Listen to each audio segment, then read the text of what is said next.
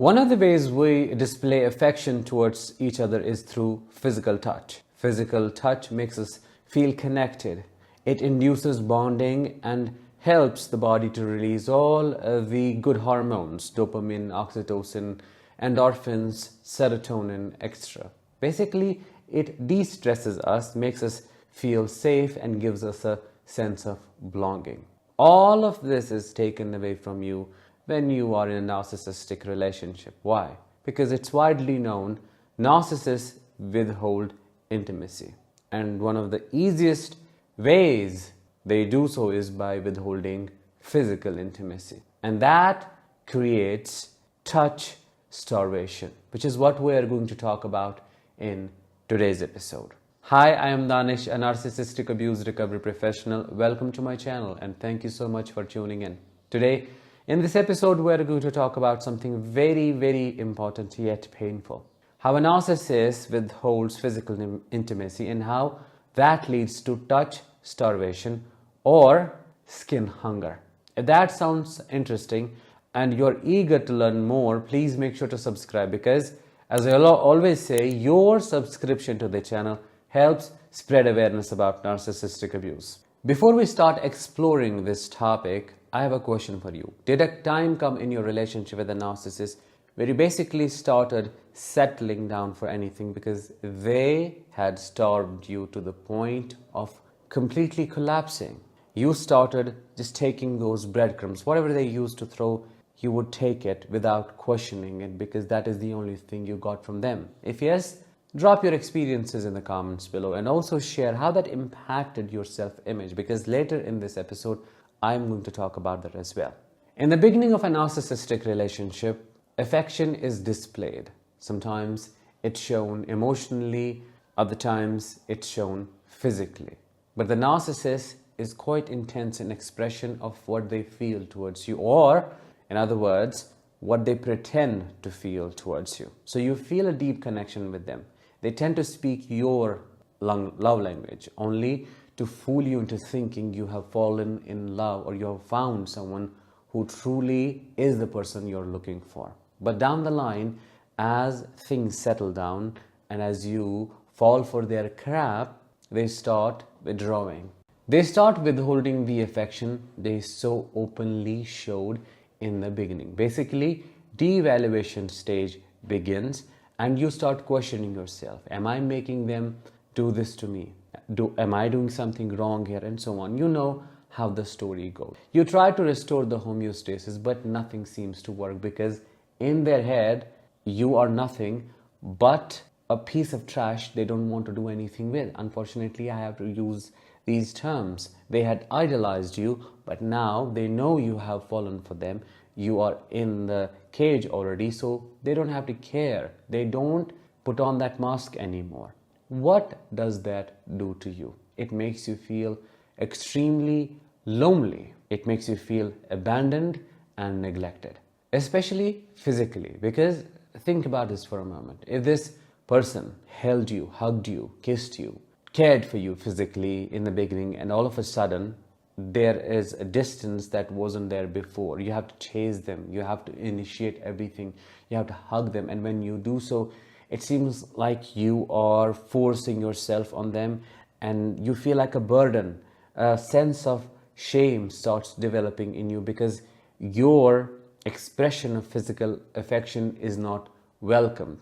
Even when you are the one who initiated, who just starts to fawn, who starts to appease them because they are not doing anything from their side. There is no reciprocity whatsoever.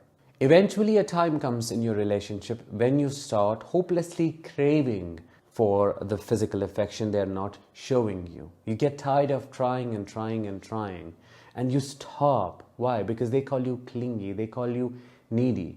When you try to hug them, they push you away. Their body tenses up as if someone is trying to attack them, shoot them down, as if someone is trying to corner them, and it does not make any sense to you. It seems like they want to push you away and keep you at arm's length all the time.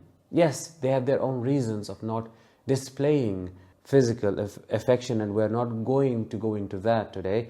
We're going to focus on how all of that impacts you. So a time comes when you want that from your partner, but you don't get it, and that is what leads to touch starvation. That touch starvation or skin hunger makes you feel so lonely, so abandoned and neglected that you start fawning completely. You give up on your agency and you keep chasing them. You keep chasing their tail. You keep doing what they want to do to you. You keep taking that disrespect. You keep getting shamed, only in the hope of one day getting a small breadcrumb, only in the hope of one day having them hug you the way they used to hug you, the way they used to touch you in the beginning of the relationship. Unfortunately, that day never comes. They never get to truly hold you dearly. You never feel that connection with them. If by any chance you get to have sexual intimacy with them, you get to have the physical act, feels purely robotic. You feel like you're being used like a toy.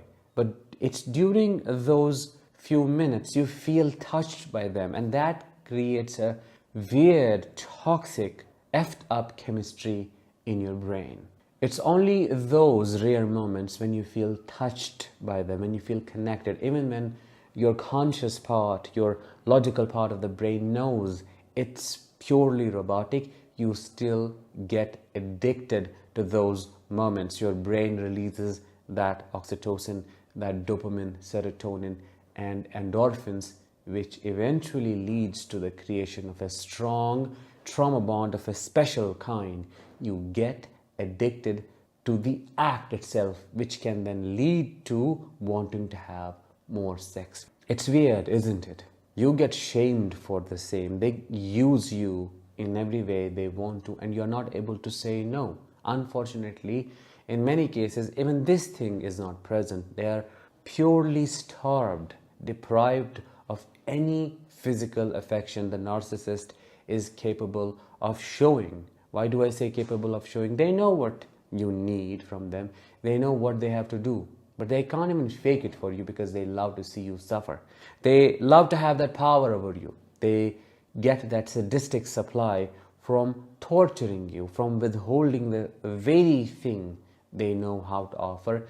And it would not take them more than a few minutes to hold you, to make you feel home, to satisfy you, to give you some kind of relief. But no, how would they do it? Their narcissistic false self will collapse if they were to do it. I can't tell you how many survivors have told me, I just want to be held. I just want to be loved. I just want someone to hug me, especially after leaving the narcissist. And the pain is soul shattering because it's clear how deprived they are and they have been of a simple basic thing that should have been given freely and unconditionally. But they had to walk on eggshells, and they basically had to give up on their identity, on their wants, needs and desires to get what they should have gotten quite naturally. This skin hunger or touch starvation makes them feel so isolated even in social situations, because they see people cuddling, they see people touching each other quite friendly, and they just want to be a part of it for the warmth that it offers. There may not be anything romantic associated, but they just want to be touched. They want to be held. They want to hold someone's hand. They want to feel human presence because they have been abandoned in their mind. Their whole existence was questioned in that relationship. A big question mark was put on who they are and what they stand for because of this starvation. And that's why I say the dynamics of such relationships are far complicated than what they look like on the surface level. Many people ask, oh, why didn't you leave the narcissist? But nobody takes a step back and asks, oh, what were you to? How did the narcissist control you? What did they use to keep you stuck in the relationship? How did that impact you? How are you feeling now? Nobody asks these questions because these are the real validating questions that need to be asked to a survivor for them to, one, become aware of the fact that they were abused and they don't have to be ashamed, and two, that they can recover now from the impact of something that was really abusive. It doesn't stop here. I just talked about the lack of physical affection in the context of romantic relationships, but what about the absence of this form of affection in a different context, in the context of a parent-child relationship? You know how the story goes. If the narcissistic parent is not physically affectionate, imagine the hell this child would have to walk through. Because as children, we need that for safety. We need to be physically touched, held, for attunement, for co-regulation, to securely attach with our primary caretaker. Imagine not getting any of that, and then imagine being exposed to this dangerous world as an adult, and then imagine how afraid one could become to the idea of getting attached to someone. This is one of the reasons why many survivors of narcissistic parental abuse do not like to be touched, kissed, held or hugged. They don't know what to do with it. They have not experienced it. It gives them major panic attacks. They start shivering. They start trembling because they do not know how to process it and if they can be vulnerable. As a child, they did not get any of it.